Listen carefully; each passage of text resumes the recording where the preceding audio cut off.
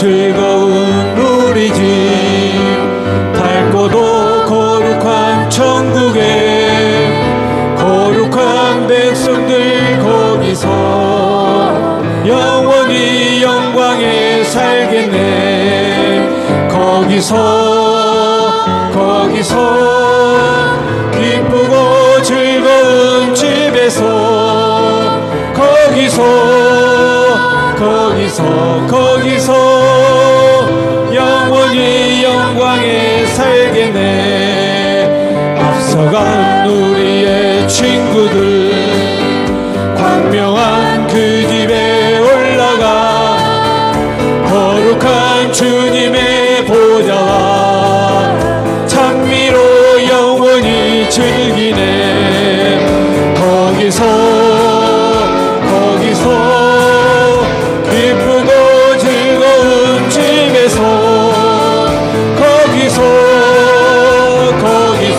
거기서 찬미로 영원히 즐기네. 우리를 구하신 주님도 거룩한 주님에 계시니 우리도 이 세상 떠날 때 주님과 영원히 살겠네. 거기서 기쁘고 즐거운 집에서 거기서 기쁘고 즐겁게 살겠네. 우리의 일생이 끝나면 영원히 즐거운 곳에서 거룩한 아버지 모시고 기쁘고 즐겁게 살겠네. 거기서 기쁘고 즐거운 집에서 거기서 기쁘고 즐겁게 살겠네. 내가 매일 기쁘게 순례의 길 행함은 주의 팔이 나를 안보함이요. 내가 그의 큰 복을 받는 참는 비결은 주의 영이 함께함이라. 성령이 계시네. 할렐루야 함께하시네. 좋은 길 걸으며 밤낮 기뻐하는 것 주의 영이 함께함이라. 손에 죄에 빠져서 순간함이 없을 때 예수 십자가의 공로 힘입어 그날 아래 엎드려 참된 방법 얻음은 주의 영이 함께함이라. 성령이 계시네. 할렐루야 함께하시네. 좋은 길을 걸으며 밤낮 기뻐하는 것 주의 영이 함께하. 4절 세상 모든 정욕과 나의 모든 정욕은 십자가에 이미 못을 박았네. 어두운 밤이 지나고 무거운 짐 벗으니 주의 영이 함께함이라. 성령이 계시네. 할렐루야 함께하시네. 좋은 길을 걸으며 밤낮 기뻐하는 것 주의 영이 함께하네. 성령이 계시네. 할렐루야 함께하시네. 좋은 길을 걸으며 밤낮 기뻐하는 것 주의 영이 함께함이라. 성령이 계시네. 성령이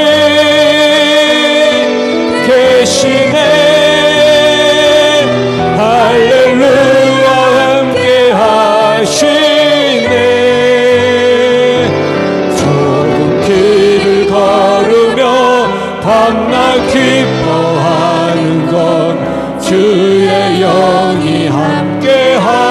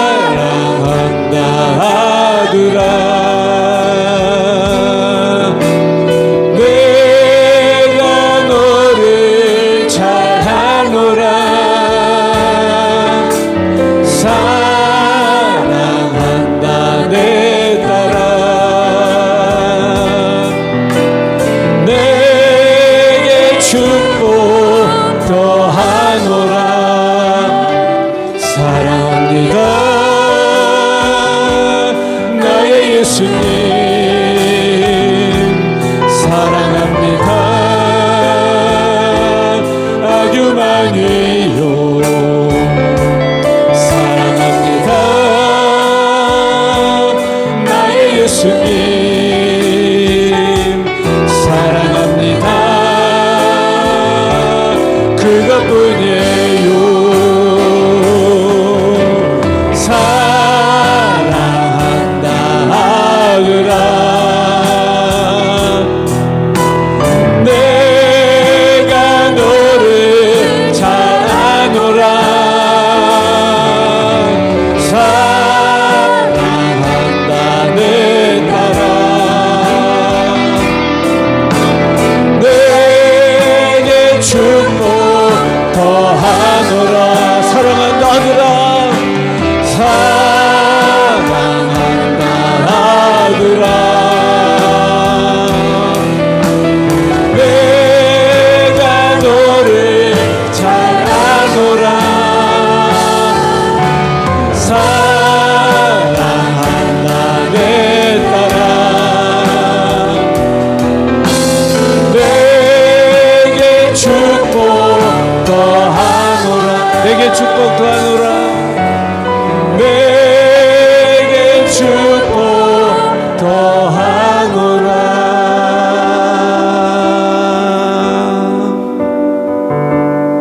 이 시간 다 같이 일어나셔서 찬양 드리시겠습니다.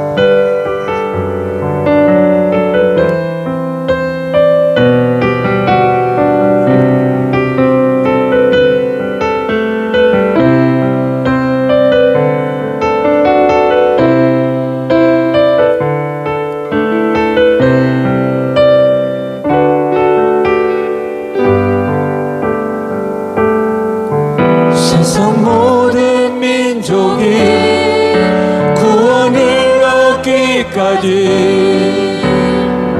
쉬지 않으시는 하나님 주의 심장 가지고 우리 이제 일어나 주 따르게 하소서.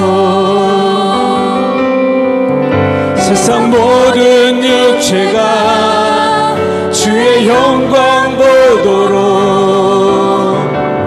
우릴 부르시는 하나님 주의 손과 발 되어 세상을 치유하며 주 섬기게 하소서. 물이 바다 덮음같이 물이 바다 덮음같이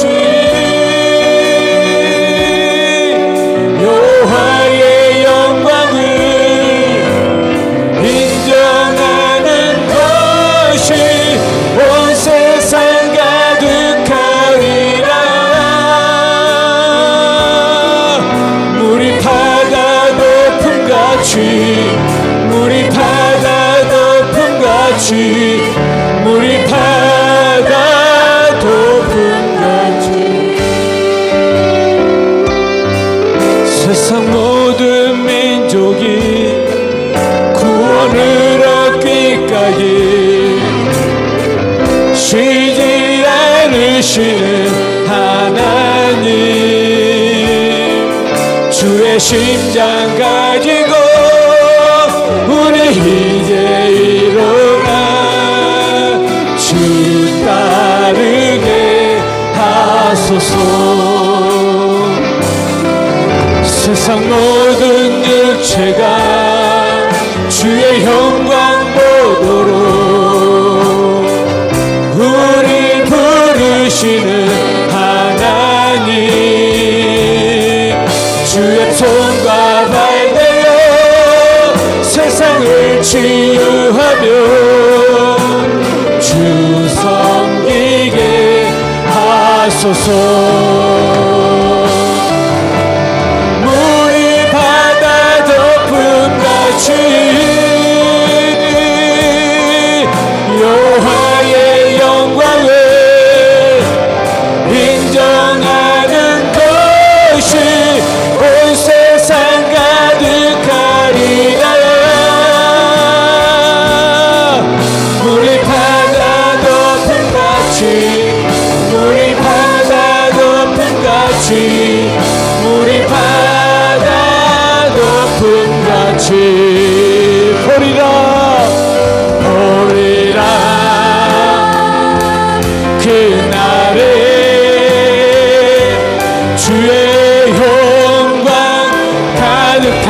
세상 우리는 듣게 되리 온 세상 가득한 승리의 함성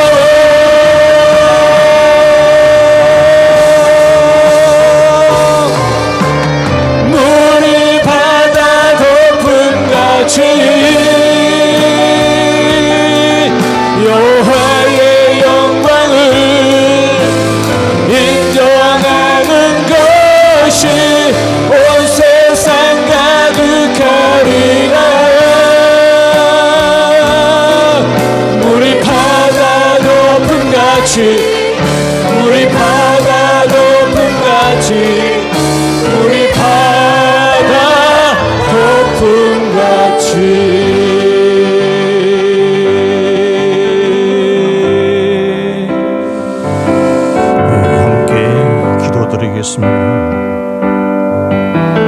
지련하신 여호와 크신 권능 우리 하나님을 찬양하며 경배를 드리옵나이다.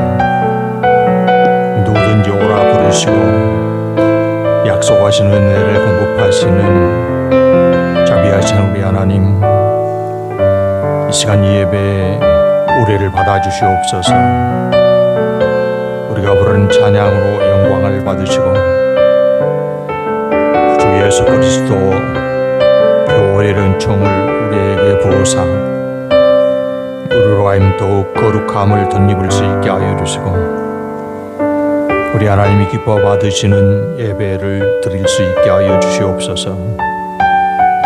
주의 보좌로 우리를 부르셨사오니 우리 하나님의 사랑과 은혜와 영광이 충만한 것으로 채워주시기를 원하옵나이다.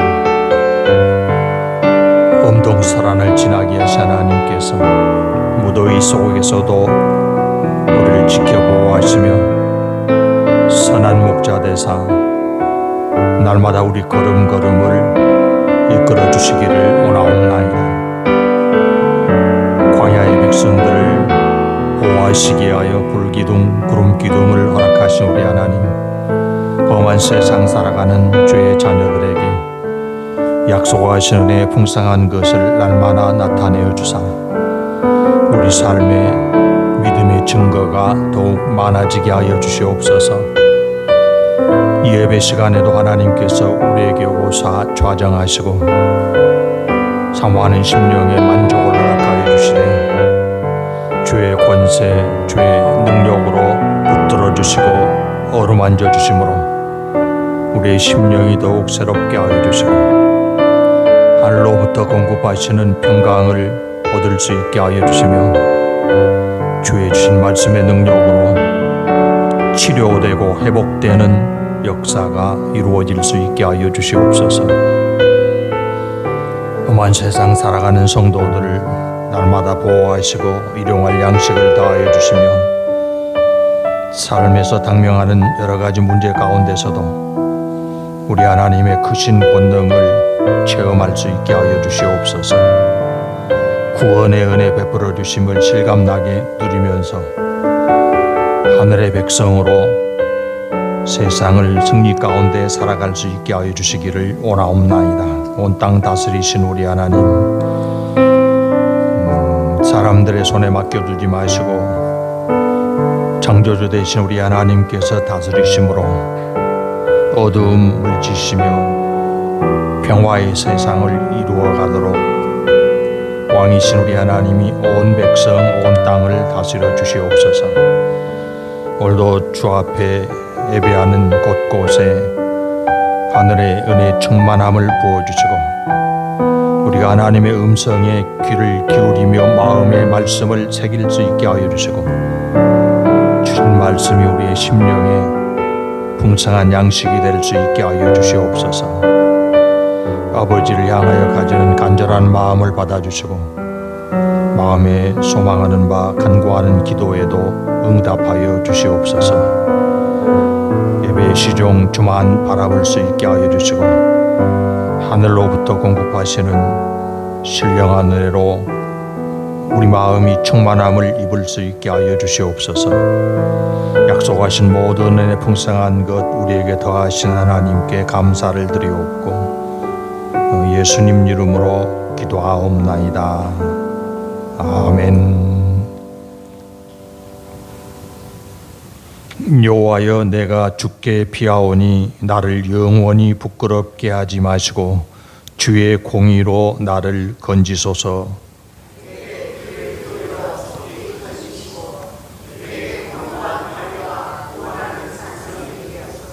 주는 나의 반석과 산성이시니 그러므로 주의 이름을 생각하셔서 나를 인도하시고 지도하소서.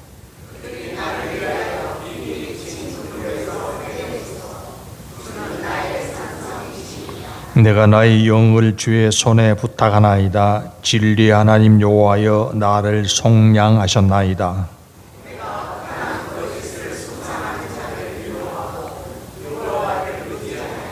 내가 주의 인자하심을 기뻐하며 즐거워할 것은 주께서 나의 고난을 보시고 환난 중에 있는 내 영혼을 아셨으며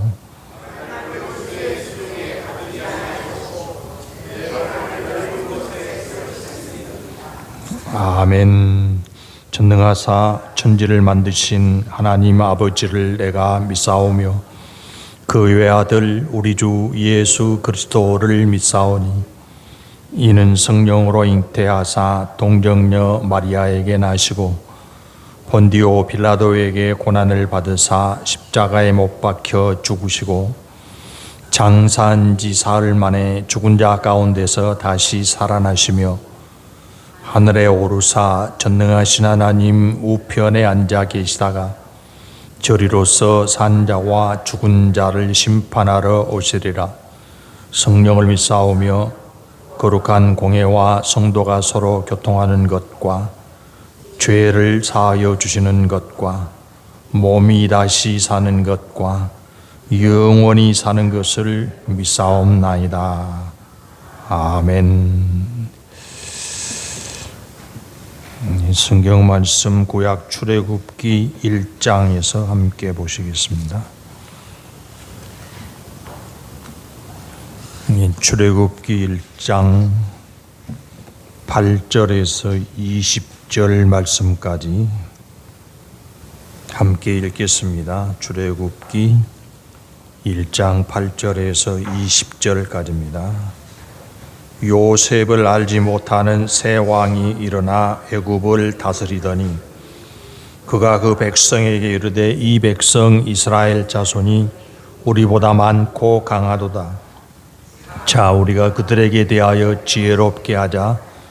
두렵건대 그들이 더 많게 되면 전쟁이 일어날 때 우리 대적과 합하여 우리와 싸우고 이 땅에서 나갈까 하노라 하고 감독들을 그들 위에 세우고 그들에게 무거운 짐을 지워 괴롭게 하여 그들에게 바로를 위하여 국고성 비돔과 라암셋을 건축하게 하니라.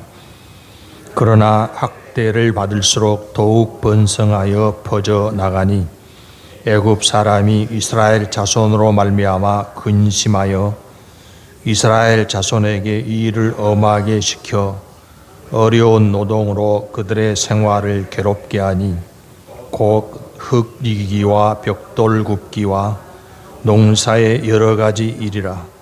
그 시키는 일이 모두 엄하였더라. 애굽 왕이 히브리 산파 시브라라 하는 사람과 후아라 하는 사람에게 말하여 이르되 너희는 히브리 여인을 위하여 해산을 도울 때에 그 자리를 살펴서 아들이거든 그를 죽이고 딸이거든 살려두라. 그러나 산파들이 하나님을 두려워하여 애굽 왕의 명령을 어기고 남자 아기들을 살린지라. 애굽 왕이 산파를 불러 그들에게 이르되 너희가 어찌하여 이같이 남자 아기들을 살렸느냐. 산파가 바로에게 대답하되 히브리 여인은 애굽 여인과 같지 아니하고 건장하여 산파가 그들에게 이르기 전에 해산하였더이다 하매 하나님이 그 산파들에게 은혜를 베푸시니 그 백성은 번성하고 매우 강해지니라. 아멘. 장마가 마무리되어 가고 무더위가 시작되었죠. 지금도 아마 기온이 31도로 기록되고 있습니다.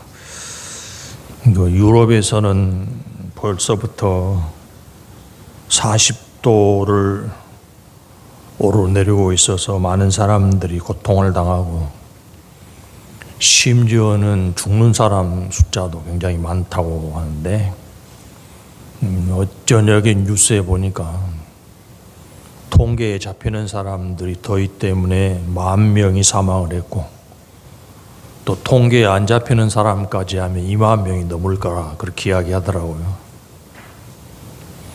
유럽이 우리보다는 냉방시설이 더 잘 안 돼 있는 것 같고 더구나 북유럽 쪽은 여름이 그렇게 덥지 않기 때문에 아예 냉방시설이 없다고 합니다. 우리도 이제 더위가 시작되는데요.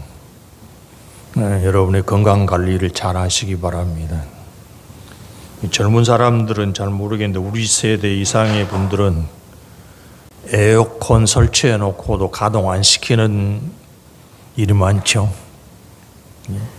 비싼 에어컨을 집에 설치해 놨는데 전기요금 때문에 절약하기 위해서 가동 안 시키는 가정이 있으시죠. 금년 여름에는 아끼지 말고 에어컨 가동을 잘 하십시오. 제가 정확한 정보는 모르겠지만 에어컨이나 겨울에 난방장치나 자주 껐다 썼다 하는 것보다는 차라리 계속 켜놓는 게 낫다고 해요. 그리고 그 전기 소모량으로 하면 겨울에 난방기 가동하는 것보다 여름에 냉방기 가동하는 것이 한 3분의 1 정도밖에 안 듭니다. 난방비가 훨씬 많이 들어가요. 물론 난방은 다 전기로 하는 게 아니고 가스로 하기 때문에 조금 차이가 있긴 하겠습니다만은 더울 때 에어컨 많이 가동시켜도 겨울 난방비보다 더 나오는 일이 없을 것입니다. 그러니까 아낀다고 하지 마시고 건강관리를 위해서 비싸게 설치해 놓은 냉방기, 에어컨 잘 가동하시기를 바랍니다. 오늘날 대부분의 나라에서는 사회 제도적인 신분 차별은 사라졌습니다. 그래서 법적으로는 신분의 보장을 잘 받는 그런 사회가 되었다고 할 수 있겠습니다. 근데 우리나라만 하더라도 100여 년 전에는 사람과 사람 사이에도 신분의 차별이 명확하게 존재하고 있었죠. 그 조선시대 신분 구별하는 걸 그림으로 저렇게 그려놨는데요. 우리가 생각하는 것보다 그 계층이 더 많더라고요. 양반, 평민, 상민입니까? 그 다음에 노비, 백정 뭐 이런 식으로 확실하게 신분의 구분과 차별이 있었습니다. 그런데 이제 이런 신분을 차별하는 제도는 다 사라졌고 평등 세상이 되었다고 하겠습니다. 그럼에도 불구하고 여전히 자기 지위에 대해서 불만을 가진 사람들이 있죠. 특별히 요즘 젊은이들이 누구는 금수저고 누구는 흙수저다 이런 구분을 표현하는 경우가 있습니다. 우리는 자유민주주의 국가에서 살아가고 있지만 한편으로는 자본주의 시장 경제 아래 있죠. 자본주의 나라에서 발생하는 가장 큰 폐단이 빈부의 격차 아닙니까? 부자는 계속 부자가 되고 가난한 사람은 부자가 될 수 있는 기회조차 가지지 못하는 이런 폐단이 분명히 있습니다. 그래서 우리나라에서 어떤 사람은 태어나면서부터 그 재산이 수조 원에 도달하는 일명 금수저라고 하죠. 그런 기반에서 태어나는 사람이 있는가 하면, 또 어떤 사람은 재산보다 빚이 더 많아가지고 마이너스 인생으로 시작하는 경우도 있습니다. 그리고 일평생 뼈 빠지게 노력을 해도 그 격차를 극복하는 것이 불가능하다고 판단될 수도 있습니다. 우리가 어렸을 때만 해도 개천에서 용난다는 말이 있었습니다. 아무리 어려워도 노력하면 어려운 상황에서 벗어날 수 있는 기회가 있었었죠. 근데 요새는 개천에서 용나는 일은 불가능하다, 그렇게 이야기하는 사람들이 많습니다. 자기의 노력만 가지고 오는 신분이나 지위의 향상이 불가능하기 때문에 절망하고 탄식하는 사람들이 많은 것이죠. 근데 아무리 어렵다고 하더라도 그것에 대해서 신세 한탄만 하고 있어서는 안 되지 않겠습니까? 어떻게 하면 더 좋은 길이 열릴 수 있을까요? 불가능한 것을 가능하게 만드는 일은 어디에서 시작할 수 있을까요? 바로 믿음 아닙니까? 믿음이 불가능한 것을 가능하게 만들죠. 예수 그리스도를 믿고 나아가면 절망과 탄식에서도 얼마든지 벗어날 수 있고, 성경은 그것을 보장을 하고 있습니다. 잘 아시는 요한복음 1장에 나오는 말씀인데요. 읽어보십시다. 영접하는 자, 곧 그 이름을 믿는 자들에게는 하나님의 자녀가 되는 권세를 주셨으니 이는 혈통으로나 육정으로나 사람의 뜻으로 나지 아니하고 오직 하나님께로부터 난 자들이니라. 믿음으로 하면 당장이라도 그 신분을 바꿔가지고 하나님의 자녀가 되는 권세를 얻는다는 것입니다. 하나님께서 당신에게로 나오는 사람들을 당신의 자녀로 새롭게 태어나게 만들어 주신다는 말씀입니다. 우리가 이미 태어났는데 또 달리 새롭게 태어난다는 것은 사실은 불가능한 일입니다. 그런데 이 불가능한 것을 가능하게 만드는 것이 바로 믿음이라는 말씀입니다. 시편 68편에도 이런 말씀이 있습니다. 그의 거룩한 처소에 계신 하나님은 고아의 아버지이시며 과부의 재판장이시라. 이 시대의 고아와 과부는 아무데도 의지할 데 없는 가장 낮은 사람들, 가장 약한 사람들이었습니다. 그런데 하나님은 그들의 아버지, 그들의 배경, 그들의 재판장이 되어주신다고 말씀을 하고 있습니다. 나는 약하고 나는 불리하고 나는 불가능하다, 소망이 없다고 탄식으로 포기할 것이 아니라 붙들어 주신 하나님, 이렇게 세워주시는 하나님, 승리를 이루어 주신 하나님께로 나아갈 수 있어야 할 것입니다. 하나님께로 오면 얼마든지 새롭게 해주시고 그분의 자녀되는 신분, 지위를 부여하시고 하나님의 나라를 유업으로 누릴 수 있게 해주신다는 것이 성경에 가장 명확하게 선포되고 있는 하나님의 약속입니다. 여러분, 돈 없는 사람이 로또 복권에 당첨되면 단숨에 부자가 될 수 있죠? 로또 복권에 당첨된 경험은 없으신가요? 복권에 당첨이 되면 지금 한 20억 이상의 돈을 일시에 받게 되죠. 그러면 당장의 재산 상태가 바뀌어서 부자라고 할 수 있을 것입니다. 그런데 특권에 당첨이 되어도 달라진 것은 재산 규모만 달라집니다. 사람이 달라지는 것은 아니죠. 물론 살아가는 형편은 상당히 많이 달라질 수 있는 것이 사실입니다. 돈도 상당한 효력을 가지고 있기 때문입니다. 그런데 믿음은 돈보다 재물보다 훨씬 위대합니다. 예수 그리스도를 통해서 하나님을 믿기 시작하면 재산의 규모, 환경, 조건이 별로 달라지지 않는다고 하더라도 사람이 달라지기 시작한 것입니다. 전에는 하나님의 약속과 상관이 없고 은혜를 못 누리는 지위에 있었지만 믿으면 반드시 이루어질 하나님의 약속을 가진 은혜 안에 있는 사람으로 바꾸어지는 것입니다. 성경은 그런 사람을 복된 사람이라고 선언을 하고 있습니다. 여러분, 그런 사람인가요? 성경이 말하는 복된 사람이십니까?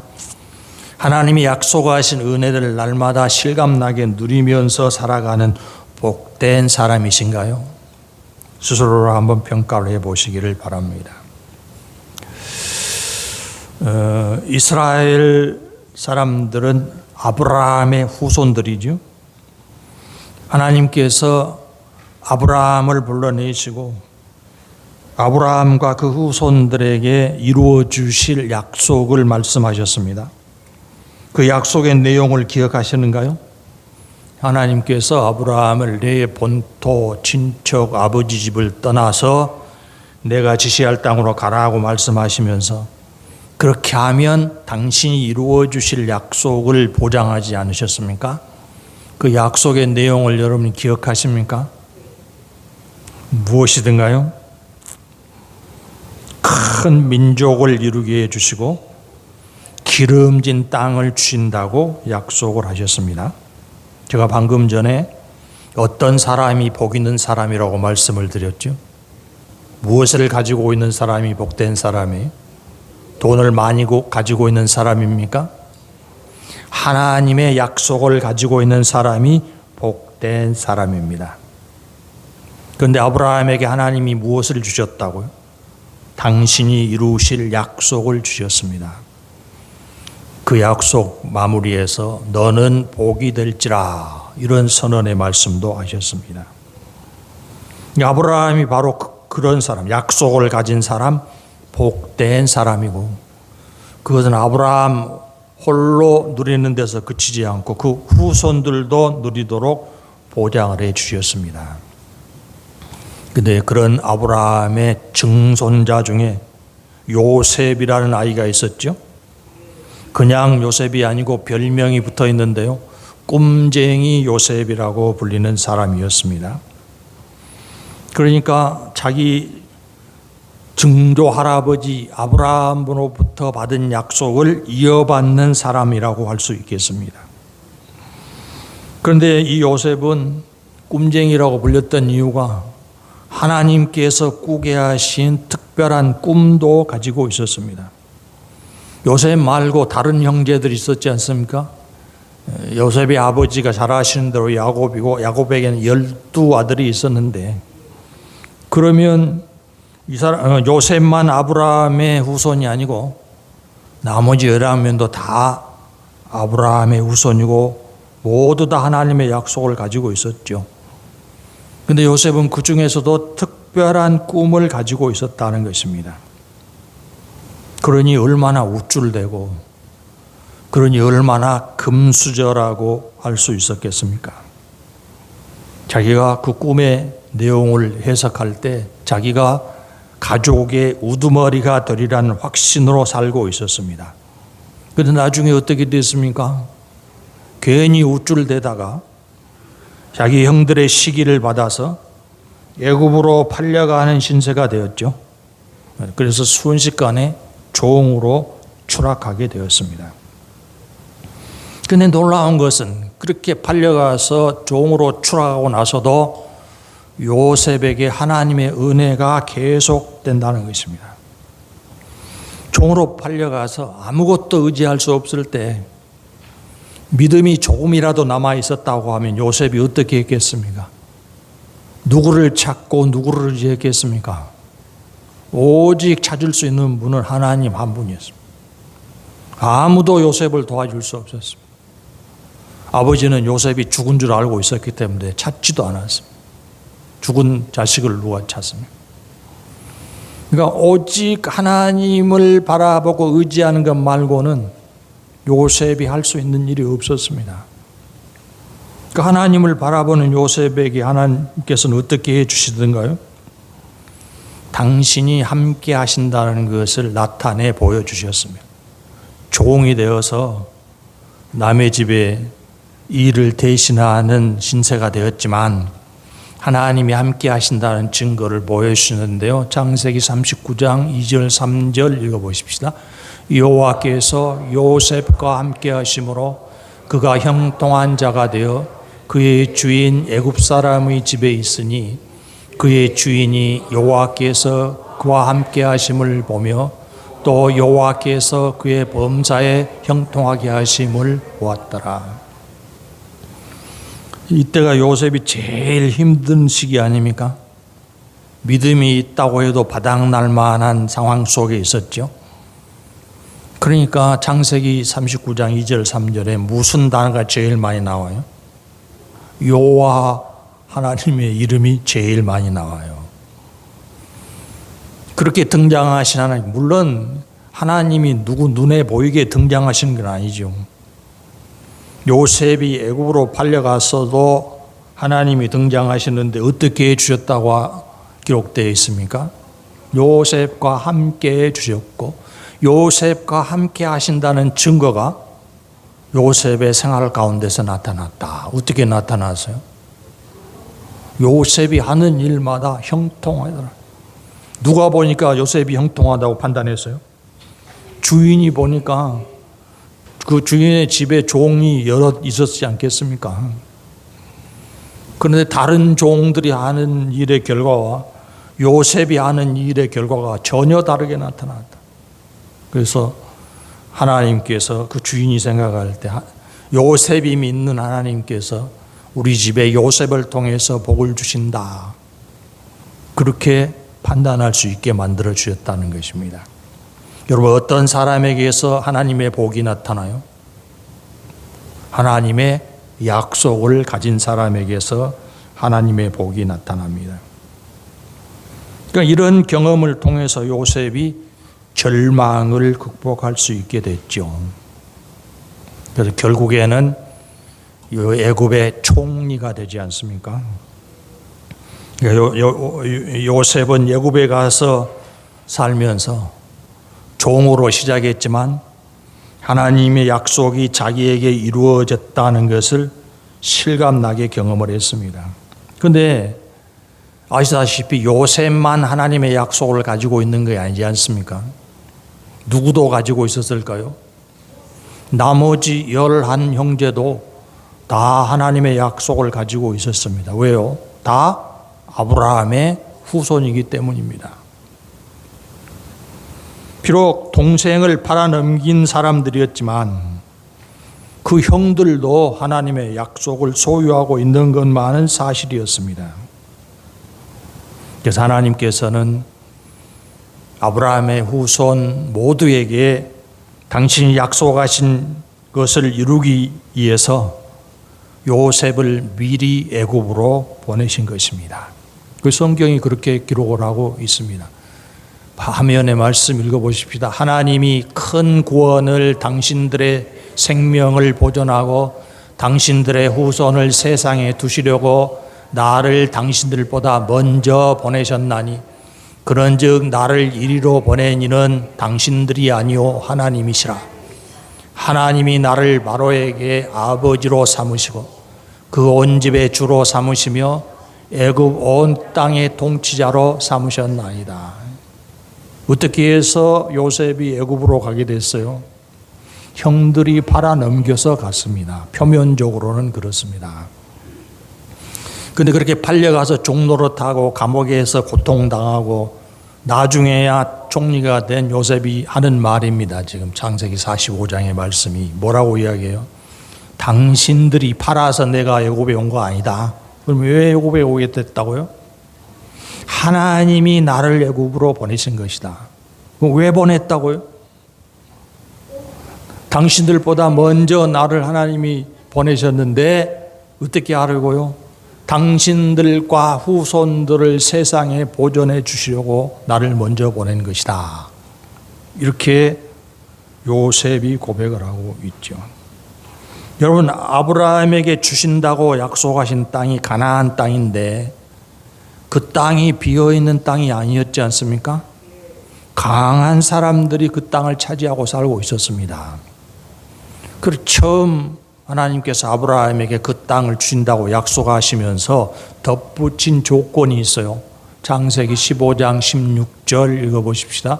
내 자손은 4대 만에 이 땅으로 돌아오리니 이는 아모리 족속의 죄악이 아직 가득 차지 아니함이니라 하시더라.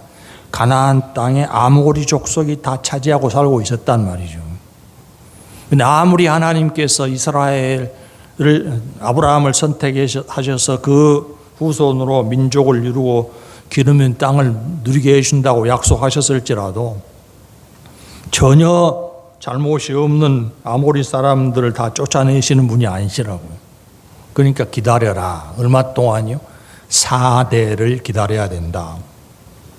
그때까지 기다려서 아모리 족속이 쫓겨날 만한 죄가 되면 다 몰아내고 아브라함의 후손 이스라엘을 가나안 땅에 살게 해주시겠다. 그런 약속이었어요. 그런 약속이 이루어지는 과정이 이제 창세기의 마지막에서부터 출애굽기까지 쭉 진행이 되죠. 그래서 창세기 15장 바로 앞에 있는 말씀인데 읽어보십시다. 여호와께서 아브라함에게 이르시되 너는 반드시 알라. 내 자손이 이방에서 객이 되어 그들을 섬기겠고 그들을 400년 동안 내 자손을 괴롭히리니 그들이 섬기는 나라를 내가 징벌할지며 그 후에 내 자손이 큰 재물을 이끌고 나오리라. 400년 동안 네 대라고 나왔었죠. 네 대가 400년인데 400년 동안 가나안 땅이 비워질 때까지 이방에 가서 객으로 살게 될 것이다. 그 이방이 바로 애굽이었죠. 맨 먼저 누가 애굽으로 내려갔어요? 요셉이 내려갔어요. 그때 당시 애굽이 강대국이었습니다. 다른 나라는 다 기근이 들어서 양식을 구할 수 없었는데 애굽에만 양식이 있었죠. 물론 요셉이 펼친 정책에 의해서 양식이 미리 저장되긴 했습니다만 애굽만큼 많은 양식을 산출해내는 나라가 없었습니다. 가나안 땅에 기근이 들어서 고통당하는 아브라함의 후손들을 하나님께서 애굽으로 내려보내시는데 먼저 요셉을 내려보내서 준비시키셨다는 거예요. 누구를 위해서요? 아브라함의 후손들을 생존 번성케 하기 위해서 미리 요셉을 애굽으로 보냈고 거기 가서 요셉이 총리가 되었다는 것입니다. 그래서 총리로 있는 요셉이 아버지를 비롯한 가족들을 애굽으로 초청을 하죠.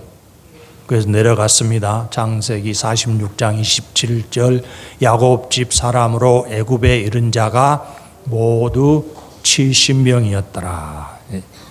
아브라함의 후손 70명이 애굽으로 이주하게 되었고 당시에 요셉이 총리였기 때문에 환대를 받고 좋은 땅을 불화받아서 살게 되었습니다. 가나안 땅에서 계속 있었으면 기근으로 해서 죽었을지 모를 아브라함의 후손들이 살아갈 수 있는 풍요로운 터전을 하나님이 마련하셨고 그 터전 애굽으로 이끌어 가신 것입니다. 모두가 다 하나님의 은혜입니다. 물론 이 은혜가 실감나게 나타나기까지는 여러 가지 우여곡절이 있었죠. 그 중에 대표적으로 요셉이 겪은 일들이 있었습니다. 그 요셉이 겪은 일을 다 은혜라고 말하기는 어렵지만 전체를 바라보면 팔려간 것도 은혜고 종이 된 것도 은혜고 감옥에 갇힌 것도 은혜고 총리 된 것만 은혜가 아니라 실패한 것처럼 보이는 속에서도 하나님이 함께 하셔서 약속을 이루고 계시다는 것을 우리에게 성경이 보여주고 있는 것입니다. 그런데 그렇게 환대를 받고 애굽으로 갔던 이스라엘 백성들의 유리한 조건이 오래 가지 못했습니다. 애굽이 자기들의 땅이 아니었기 때문입니다. 또 하나님이 주신다고 약속한 땅도 아니었기 때문입니다. 본문의 말씀이 달라진 형편을 잘 이야기하고 있습니다. 어떻게 달라졌다고 설명을 하고 있습니까? 총리를 하던 요셉도 세상을 떠나고 새로운 왕이 등극을 했는데 요셉을 모르는 왕이 다스리기 시작했다. 그리고 그 왕은 이스라엘 자손들을 새로운 시각으로 평가하기 시작을 했다는 것입니다. 1장 8절 출애굽기 1장 8절 읽어보십시다. 그가 그 백성에게 이르되 이 백성 이스라엘 자손이 우리보다 많고 강하도다. 이스라엘이 잘 되고 있는 것을 본 왕이 이 사람들이 우리에게 앞으로 위협이 될 것이다. 그런 판단을 하죠. 10절에 잘 기록이 되어 있습니다. 이대로 세월이 더 흘러가면 이스라엘이 우리보다 더 강해져 가지고 침략자가 있을 때 그들 편이 되어 가지고 우리는 쓰러뜨리고 다 도망갈 것이다. 이런 판단을 하면서 이대로 둘 것이 아니라 이스라엘이 더 이상 번성하지 못하게 할 정책을 시행하자. 이렇게 해서 왕의 정책을 반포하게 되죠. 아까 창세기 46장 27절에 나온 것처럼 애굽으로 간 아브라함의 후손은 70명이었습니다. 누가 70명을 보고 너무 번성했다 그러겠습니까? 70명이 지금으로 하면 대가족이지만 당시로 보면 부족도 아니고 한 가족에 불과하죠. 그런데 본문의 애굽의 왕은 이대로 두면 우리보다 더 강해지겠다고 판단할 수준으로 세월이 흐르면서 이스라엘 사람들이 큰 번성을 이루었다는 것입니다. 하나님께서 처음 아브라함을 불러내실 때 어떤 약속을 주셨어요? 그때 아브라함의 자손이 몇 명이 있었던가요? 하나도 없었어요. 그런데 하나님께서 너로 큰 민족을 이루게 해주겠다. 이렇게 약속하셨는데 우리가 본 오늘 본문에서 그 약속이 성취된 사실을 확인할 수 있죠. 애굽으로 내려간 70명이 400년을 살면서 하나님의 약속이 현실화되었다는 것을 보여주고 있습니다. 그 애굽의 왕이 이스라엘 사람들 이대로 두면 안 된다고 판단해서 어떻게 합니까? 10절 11절 자 우리가 그들에게 대하여 지혜롭게 하자. 두렵건게 그들이 더 많게 되면 전쟁이 일어날 때 우리 대적과 합하여 우리와 싸우고 이 땅에서 나갈까 하노라 하고 감독들을 그들 위에 세우고 그들에게 무거운 짐을 지워 괴롭게 하여 그들에게 바로를 위하여 국고성 비돔과 라암셋을 건축하게 하니라.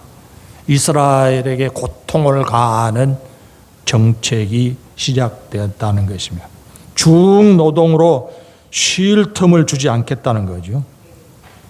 그래서 이스라엘을 향한 학대가 시작되었습니다. 학대를 가하면 번성이 중단될 것이라고 예측을 한 것이죠. 그래서 처음에 요셉 총리 시절에는 환대받던 이스라엘이 이제는 학대를 당하게 되었습니다. 그러면 은혜가 계속되고 있다고 판단했겠습니까? 은혜가 사라졌다고 판단했겠습니까? 환대받을 때는 그것이 은혜라고 말하지 않을 사람이 아무도 없죠. 그런데 이제 학대를 당하게 됐습니다. 그러면 사람들이 하나님께 대한 기대를 가진 사람들이 어떻게 판단했겠습니까? 우리가 어려운 걸 보니까 하나님이 함께 하시지 않는구나. 하나님이 우리의 하나님이시면 우리를 도우시면 이런 일이 있어서는 안 되는데 이런 판단을 한 사람들이 많았을 것입니다. 그 애굽의 왕이 학대를 심하게 계속해 나아가는데 결과는 어떻게 되었다고 이야기합니까? 12절입니다. 중요한 성경 구절입니다. 그러나 학대를 받을수록 더욱 번성하여 퍼져나가니 애굽 사람이 이스라엘 자손으로 말미암아 근심하여, 학대 당하는 이스라엘 사람들이 근심했다는 게 아니고 학대를 가하는 애굽 사람들이 근심하게 되었다는 것입니다. 왜요? 결과가 더 번성하는 것으로 나타났기 때문입니다. 하나님이 아브라함 시대부터 어떤 약속을 주셨어요? 네 후손이 번성해서 큰 민족을 이루게 될 것이다. 그런데 애굽에 가서 400년을 지내고 학대를 날마다 당하고 있는데도 불구하고 결과는 멸종이 아니라 번성으로 나타나. 왜 그랬을까요? 하나님의 약속이 이루어지고 있는 것을 보여주고 있습니다. 전혀 다른 결과가 나타났어요. 도저히 은혜라고 할 수 없는 조건과 환경 속에 있는데 결과는 은혜로 나타났어요. 아무리 방해가 있어도, 아무리 어려운 조건이라도 하나님의 약속은 중단 없이 진행되어 나간다는 것을 보여주는 말씀입니다. 눈앞의 상황이 쉽고 편하고 평안이 아니어도 하나님의 약속은 계속해서 진행되고 있다는 것을 우리에게 보여주고 있습니다. 애굽의 왕이 이스라엘을 압박하는 정책이 수포로 돌아간 걸 알고는 이제 극단적인 시도를 하죠. 어떤 시도를 했습니까? 15, 16절에 나옵니다. 애굽의 산파들에게 명령을 내려서 이스라엘 산모가 출생해서 남자아이를 낳으면 그 자리에서 죽여라. 그런 명령을 내렸어요. 누가요? 누가 그런 명령을 내렸어요? 왕이. 어명을 거역할 수 있습니까? 불가능. 어명을 거역하면 어떻게 됩니까? 사약을 받을지어다 합니다. 그러니 애굽의 산파들이 어떻게 하려고 했겠습니까? 얘기 받으러 갔다가 사내 아이가 나오면 그대로 목숨을 끊어버리는 일을 해야 되죠. 그런데 그렇게 했다고 나옵니까? 성경에? 그렇게 하지 않았다고 나옵니다. 왕이 명령한 대로 하면 남자아이들은 다 멸종당하는 것이죠. 여자아이는요, 살려서 종으로 부려먹는 것이죠. 그렇게 하려고 했는데 사건이 어떻게 전개되었죠? 17절 읽어보십시다. 그러나 산파들이 하나님을 두려워하여 애굽 왕의 명령을 어기고 남자 아기들을 살린지라. 그 나중에 산파들이 보고하는 내용을 보면 일부러 살려준 게 아니에요. 산파들이 뭐라고 해요? 19절 읽어보십시다. 산파가 바로에게 대답하되 히브리 여인은 애굽 여인과 같지 아니하고 건장하여 산파가 그들에게 이르기 전에 해산하였더이다 하며. 산파 도움 없이도 이스라엘 여인들은 아이를 쑥쑥 잘 낳았습니다. 우리가 갈 필요도 없습니다. 왜 그랬을까요? 여러분, 똑같은 나라에서 똑같은 조건 속에서 오히려 더 어려운 형편에 있는 사람들이 이스라엘 여인들 아닙니까? 그런데 왜 이스라엘 여인들은 출산하는데 아무런 어려움 없이 아이들을 산파의 도움 없이도 출산할 수 있게 되었을까요? 왜 그랬을까요? 이것이 하나님의 약속을 가진 쪽과 하나님의 약속이 없는 쪽의 차이입니다. 하나님의 약속이 무엇이었죠? 번성할 것이다. 그 번성을 막기 위해서 온갖 수단을 다 동원하지 않습니까? 심지어 갓 태어난 아이를 죽이라고 명령을 했어요. 근데 죽일 수가 없었어요. 왜요? 산모가 건장해서 산파 도움 없이도 아이를 잘 낳으니까.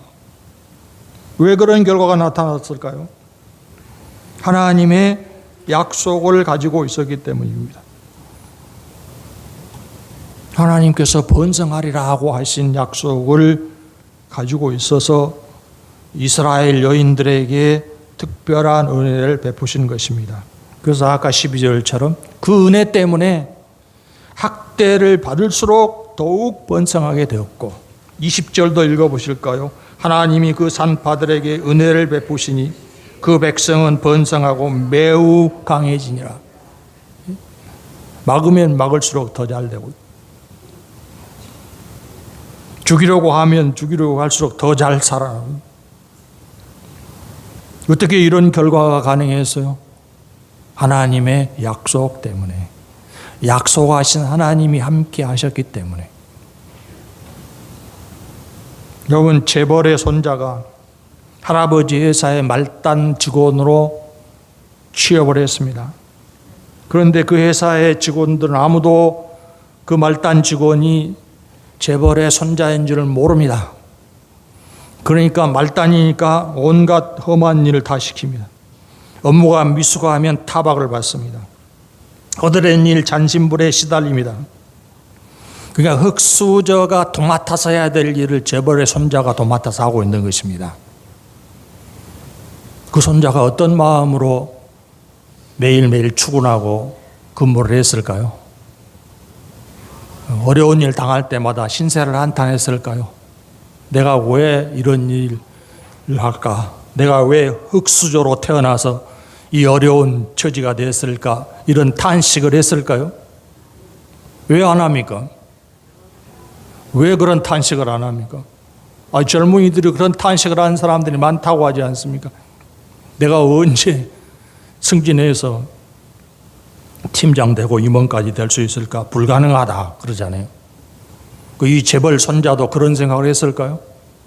한 번도 그런 생각 안 했을 것입니다. 왜요? 무엇 때문에요? 관계 때문에. 그 회사 소유자와 관계 때문에 한 번도 걱정할 필요 없었을 것입니다. 물론 힘들고 어려울 때는 불평이 나올 수는 있었겠죠. 그때마다 정말 정신이 제대로 박힌 재벌 손자라고 하면 어려운 일, 힘든 일, 차별받는 일을 당할 때마다 어떤 태도로 일을 했어야 할까요? 내가 이것으로 더 잘 다듬어지는 사람이 돼야 된다. 이런 자세를 갖는 게 가장 바른 생각 아닙니까? 그 당할 때마다 이게 내가 이 신세를 언제 끝낼 수 있을까? 탄식하는 일은 결코 없었을 것입니다. 재벌과의 관계 때문에. 우리가 세상을 살아나갈 때 하나님과의 관계가 바로 되어 있고 바른 관계 속에서 하나님이 주신 약속을 확신한다고 하면 바로 그 재벌 손자와 같이 살아가야 할 것입니다. 오히려 낮아짐을 즐길 수 있어야 될 것입니다. 부족하면 자기를 채워가려는 노력을 끊임없이 기울여 가야 할 것입니다. 비록 말단이어도 재벌의 손자는 장래가 탄탄합니다. 우리가 바로 그런 신분이라는 것을 성경은 가르쳐주고 있습니다. 하나님이 내 하나님이 되심을 확신하고 내 하나님이시기 때문에 반드시 이루실 약속을 나에게도 주셨다는 근거를 붙잡고 이루어질 일에 대한 기대 속에서 흙수저 아니고 금수저로 복된 자로 살아가는 분들이 되시기를 바랍니다. 기도하십시다. 우리 하나님, 우리가 무엇이 간데 부르셔서 하나님의 자녀되는 특권을 부여하시고 우리가 무엇이 간데 하나님께서 불러주시고 반드시 이루실 약속을 주사 날마다 발걸음을 인도하고 계시는지 하나님에 관한 모든 것을 확신하는 성도들이 될 수 있게 하여 주셔서 좌절한 가운데서도 일어설 수 있게 하여 주시고 불가능한 가운데서도 소망의 끈을 붙잡고 믿음을 발휘하여 하나님의 약속이 성취되는 자리로 뚜벅뚜벅 나아가는 성도들이 될 수 있게 하여 주시옵소서.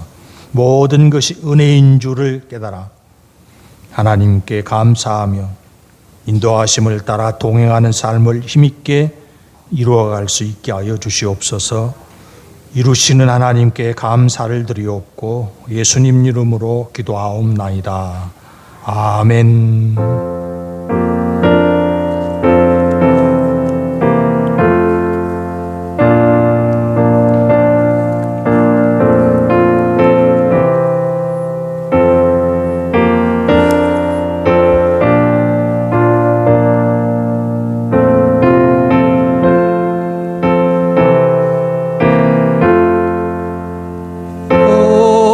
어려운 일 당할 때 나의 믿음 적으나 의지하는 내 주를 더욱 의지합니다. 세월 지나갈수록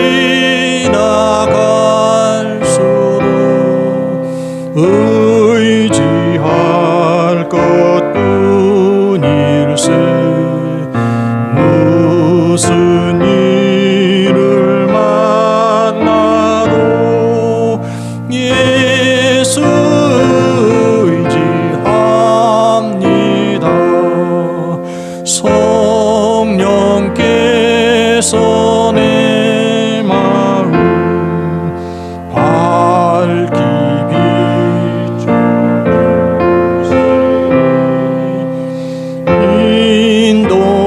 인도하심 따라서 주만 의지합니다. 세월 지나갈수록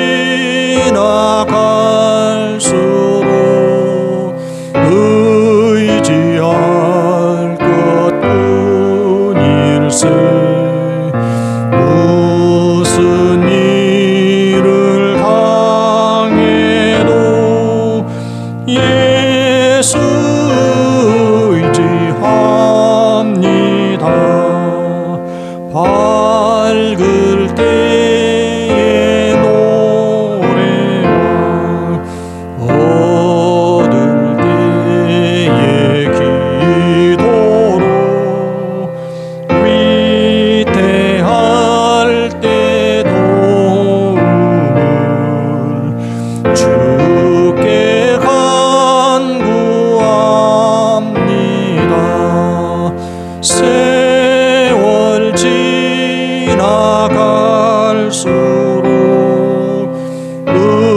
의지할 것뿐일세. 무슨 일을 당해도 예수 의지합니다. 생명이 있을 동안에 예수 의지합니다. 천국 올라가도록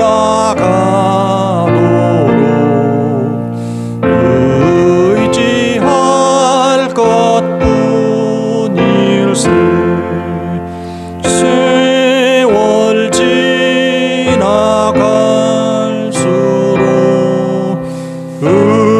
의지할 것뿐일세. 무슨 일을 만나도 예수 의지합니다. 봉헌 기도드리겠습니다. 우리 하나님께서 우리를 붙들어 주시고 우리의 힘, 우리의 능력이 되어 주심을 감사를 드리옵나이다. 주를 사모하고 사랑하는 성도들이 예물을 드립니다. 받아 주시옵소서. 우리 하나님의 약속하심이 날마다 생활 속에 체험되는 믿음의 증거 가운데 살아갈 수 있게 하여 주시옵소서. 우리에게 주신 은혜를 더 많은 사람과 나눌 수 있게 하여 주시고 분부하신 사명을 이루어 나아갈 때 주저함 없이 감당할 수 있도록 우리 하나님이 약속하신 모든 풍성한 것을 날마다 더하여 주시옵소서. 우리가 어려움 가운데 있어도 불리한 조건 속에 있어도 하나님이 내 하나님 되심을 확신하는 가운데 움츠러듦이 없이 담대히 약속의 성취 가운데로 나아가는 믿음의 사람으로 살아갈 수 있게 하여 주시옵소서. 우리에게 믿음과 은혜를 날마다 더하신 하나님께 감사를 드리옵고 예수님 이름으로 기도하옵나이다. 아멘. 지난주에 결산 보고를 서류로 드린다고 광고했는데 결산서를 비치해 두지 못했었습니다. 지금 뒤편에 결산서 비치해 놓았습니다. 광고이사입니다.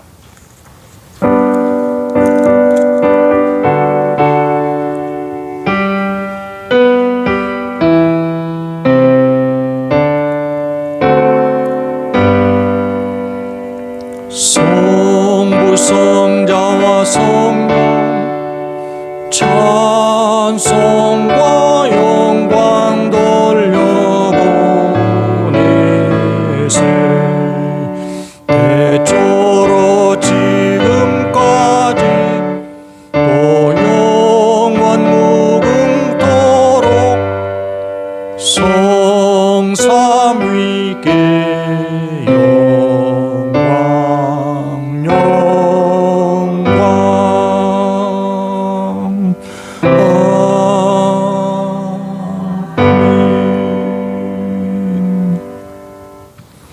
주 예수 그리스도의 은혜와 하나님 아버지의 사랑하심과 성령의 교통하시고 인도하시고 충만케 하심이 주신 약속을 반드시 이루실 하나님을 확신하며 약속이 성취될 삶의 현장으로 나아가는 성도들에게 이래부터 영원까지 함께 있을지어다. 아멘.